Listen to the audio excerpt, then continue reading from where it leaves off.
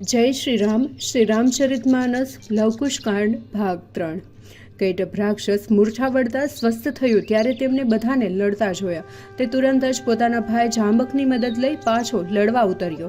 હે ગરુડજી, સાંભળો, એ દેવોના દુશ્મનથી કાળ પણ ડરતો હતો, પરંતુ તે પણ યુદ્ધભૂમિમાં પરાજિત થયો. તેને લવણાસુર પાસે હાથ જોડીને મસ્તક નમાવ્યું. પછી કહ્યું, હે સ્વામી, યુદ્ધમાં મારી ઈચ્છા પૂર્ણ થઈ. રાવણના શત્રુ શ્રી રામચંદ્રજીના નાના ભાઈ શત્રુઘ્નને બરાબર મેં ઓળખ્યા છે. તેમના પુત્ર બળ અને રૂપમાં ભંડાર છે. અમે લડાઈમાં અસંખ્ય યોદ્ધાઓને હણ્યા, પણ બંને રાજકુંવરોને જોઈને અમે હૃદયમાં હારી ગયા છીએ. દુશ્મનના વખાણ સાંભળી ક્રોધે ભરાયેલા લવણાસુર બોલ્યો, તમે બધા નાહક શા માટે વ્યાકુળ થાવ છો? મારા બળની તો તમને ખબર જ છે. હું શત્રુઓની સેનાને યમુનાજીમાં જ જઈને ડૂબાડી દઉં છું અને દુશ્મન પુત્ર તથા બંધુ સહિત મારી નાખીશ. દુશ્મનને તેના બંધુ સાથે મારીને સમસ્ત સૈન્યને યમુનાજીમાં પધરાવી હું રાજાનું મસ્તક નમાવીશ. આ સાંભળી રાક્ષસ સેનામાં હિંમત આવી અને તે બધા દુશ્મનો પાસે પહોંચ્યા. ત્યાં જઈ રાક્ષસ યોદ્ધાઓ પડકાર કરવા લાગ્યા. બીજી બાજુ શત્રુઘ્નના પુત્ર સુબાહુ અને યુદ્ધકેતુ સાવધ થયા, હાથમાં ધનુષ બાણ ધારણ કર્યા. વળી પાછા બંને યોદ્ધાઓ પોતપોતાના સ્વામીનો જય જયકાર બોલાવી સાવધાન થઈ લડવા આવ્યા. આ તુમુલ યુદ્ધમાં યોદ્ધાઓના મસ્તક તથા હાથ પગ કપાઈને લોહીલુહાણ હાલતમાં પડ્યા હતા. આથી ચારે બાજુ ગીધ, સમડી, કાગડા, શિયાળો જમા થઈને ખૂબ જ આનંદથી લોહી અને માંસ આરોગી રહ્યા હતા અને અત્યંત આનંદિત થઈ જ્યાં ત્યાં નાચતા કૂદતા. યુદ્ધમાં કોપાયમાન થયેલા યોદ્ધાઓ ખૂંખાર રીતે લડતા અને કાયરો દૂર ભાગી જતા. કેટલાક યોદ્ધાઓ તો એવા સખ્ત દેહવાળા હતા કે સામા પક્ષે છોડવા બાણ પણ તેમને લાગતા નહીં અને ગભરાટ અનુભવ્યા વગર અડગ ઊભા રહેતા. હવે લવણાસુર રાક્ષસ જોરમાં આવ્યો. તે હાથી, ઘોડા અને વાહનો સજાવી નિશાન ડંકાના નાદ સાથે યુદ્ધમાં મેદાનમાં પડકારતો લડવા આવ્યો. તેને જોઈને શત્રુઘ્ન શ્રી રામચંદ્રજીના ચરણ કમળનું સ્મરણ કરી બે ઉત્તમ બાણ છોડ્યા.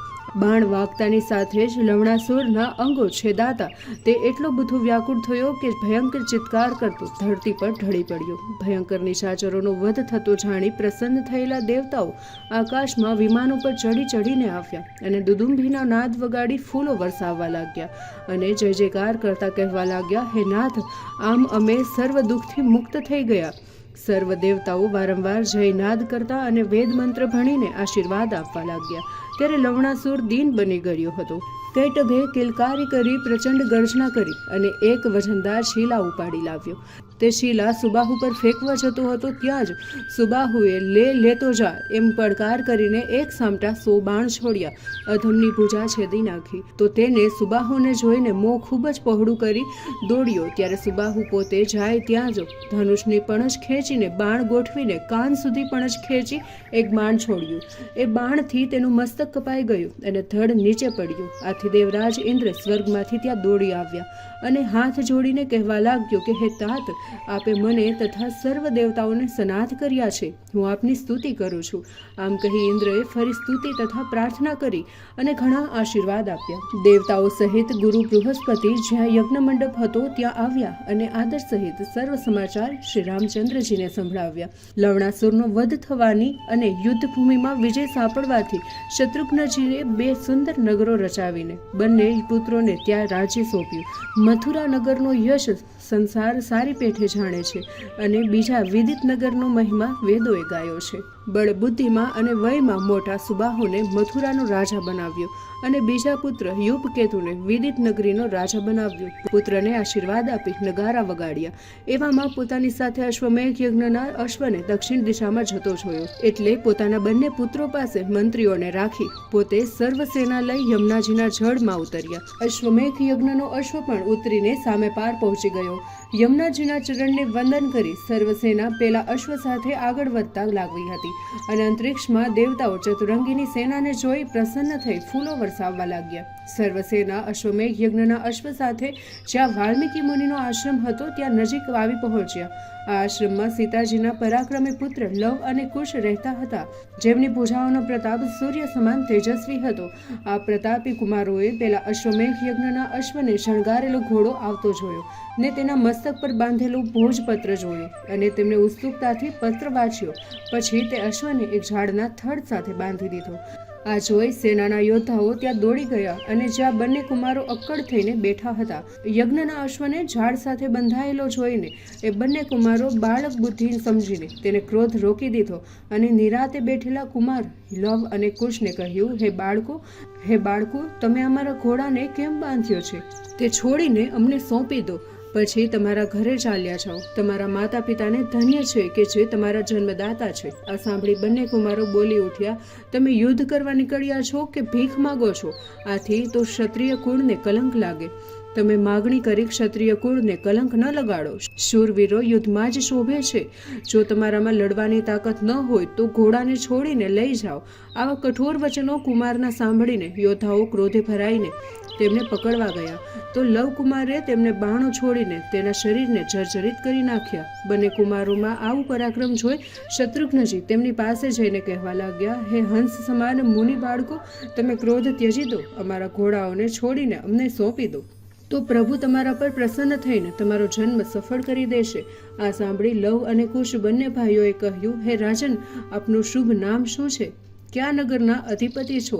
મોટી સેના લઈને વનવગડામાં કેમ ફરો છો? હે તાત, આપે તો ઉત્તમ ઘોડો શા માટે છૂટો મૂક્યો છે અને તેના મસ્તક પર આ પત્ર શા માટે બાંધ્યો છે? જો આપના દેહમાં બળ ન હોય તો પત્ર અને ઘોડો છોડીને જ્યાં જવું હોય ત્યાં જતા રહો. બાળકોની આવી તીક્ષ્ણ અને તીર જેવી વાણી સાંભળી શત્રુઘ્નને લજ્જા આવી, ભારે સંકોચ થયો. પછી કહ્યું, તમારામાં આ હિંમત છે તો હાથમાં આયુધ ધારણ કરો. આ સાંભળી લવ બોલ્યો, અરે વાહ, બળવાન રાજા અમને પડકારે છે. શું તાલી વગાડવાથી સિંહ ડરી જતો હશે? આમ બંને ભાઈઓએ હસ્તમાં ધનુષ બાણ ધારણ કર્યા. પછી શ્રેષ્ઠ મુનિના ચરણોમાં મસ્તક નમાવી પ્રાર્થના કરી. પછી અસંખ્ય બાણો છોડીને રથ, ઘોડા અને સારથીઓને તેમજ સેનાપતિઓને મારી નાખ્યા અને શત્રુઘ્નને પણ ઘાયલ કર્યા. બંને રાજકુમારો એક સૈનિકને પડકારીને મારતા હતા, પરંતુ જે કાયર હતા તે જીવ બચાવવા શ્રી રામચંદ્રજી પાસે દોડી ગયા. તેઓએ શ્રી રામચંદ્રજીને પ્રણામ કરી બે મુનિકુમારો કરેલા ઉત્પાતનું સર્વ વૃત્તાંત કહ્યું. ત્યારે શ્રી રામચંદ્રજીએ સૈનિકોને કહ્યું, તમે બધા લક્ષ્મણજીને સાથે લઈ ત્યાં જાઓ અને તે બે વીર મુનિ બાળકોને બંદીવાન બનાવો.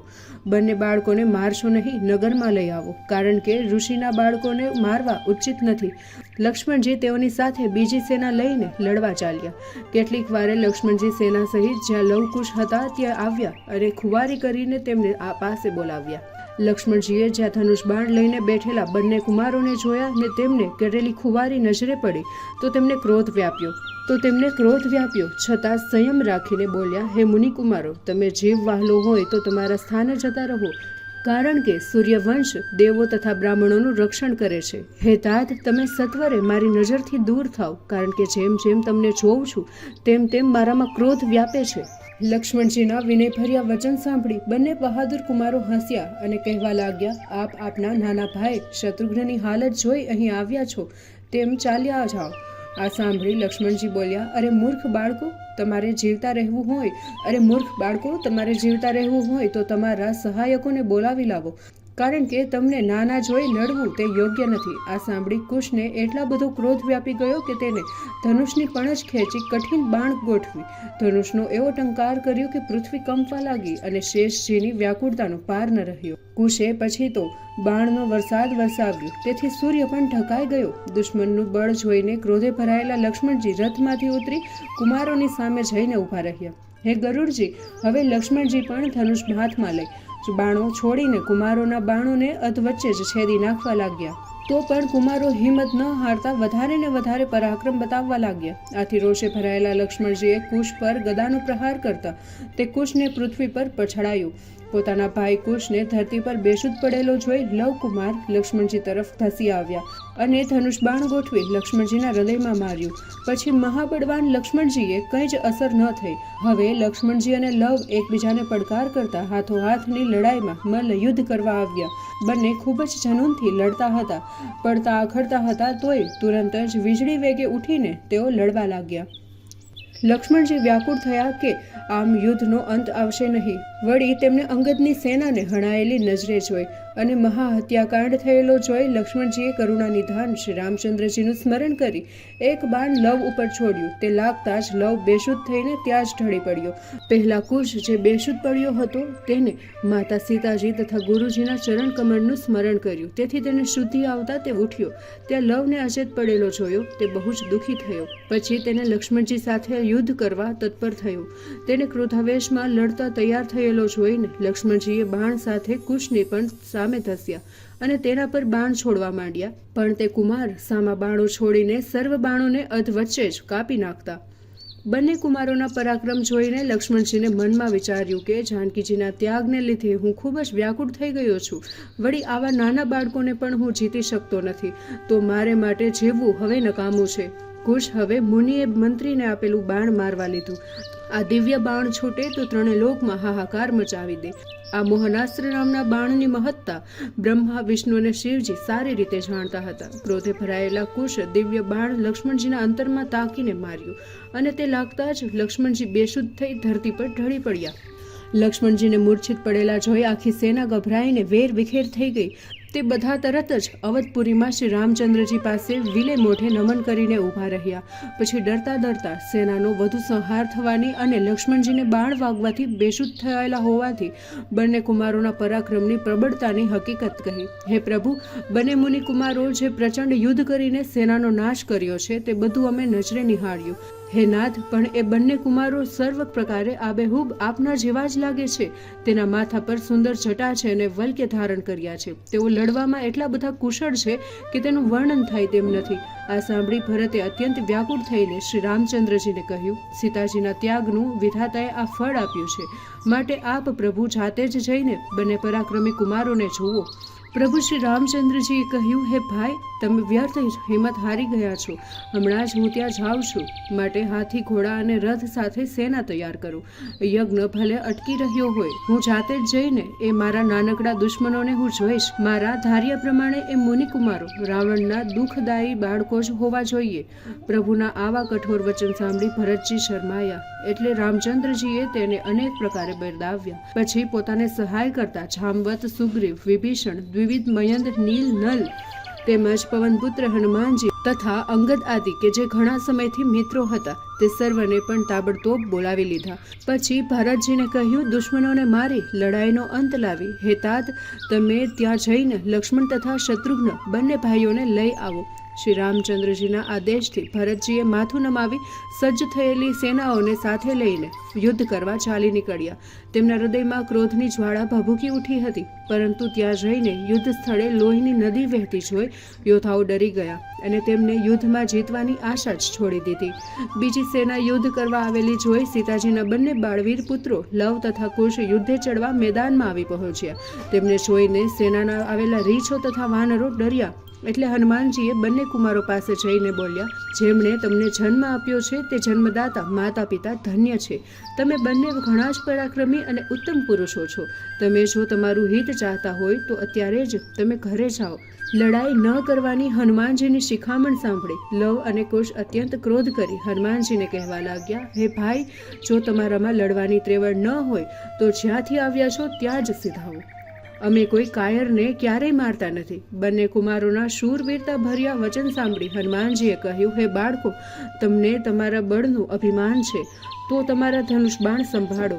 ત્યાં તો ભરતજી સાથે સેનામાં આવેલા રીછો અને વાનરોના સમૂહ મોટા ઝાડો ઉખેડીને એક સાથે તે બંને કુમારો પર નાખવા માંડ્યા અને લવે તેને કાપીને તેના કટકે કટકા કરી નાખ્યા. પછી ભરતજીની સેના ઉપર બાણ વરસાવવા લાગ્યા.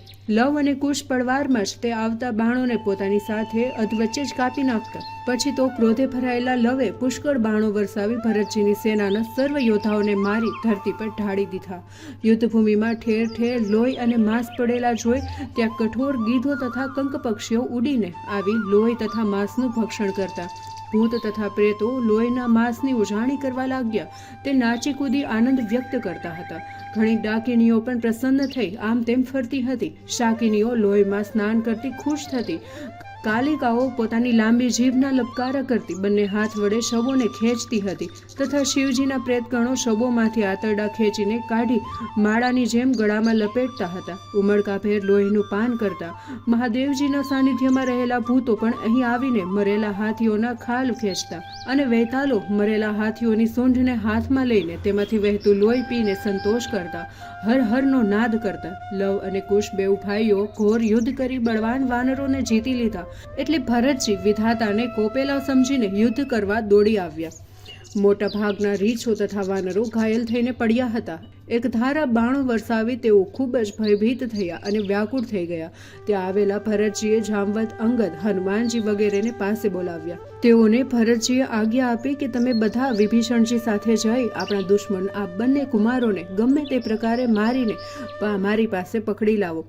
શિવજી પાર્વતીજીને કહે છે, હે ભવાની, ભગવાનની લીલાને નહીં જાણનાર રીછો તથા વાનરો પછી જોર જોરથી લડવા લાગ્યા. કુમાર કુશે પોતાની પાસે આવેલા અંગદને કહ્યું, હે અંગદ, તું કેવો બળવાન છે તેને જગત જાણે છે. પિતાની હત્યા કરાવી માતાને બીજાના આશ્રય રાખી તું યુદ્ધ કરવા આવ્યો છે, તો તું તારા દુષ્ટ કર્મોનું ફળ અહીં ભોગવીને કલંકથી મુક્ત થા. આવું સાંભળી અંગદ એટલો બધો ક્રોધિત થયો કે તે દોડીને એક શિલા ઉઠાવી લાવ્યો અને તેને કુશ પર ફેંકીને તે જોઈને બાણનું સંધાન કરી સાવધ રહેલા કુશે તે શિલાને અસંખ્ય બાણો છોડીને ચૂરે ચૂરા કરી નાખ્યા.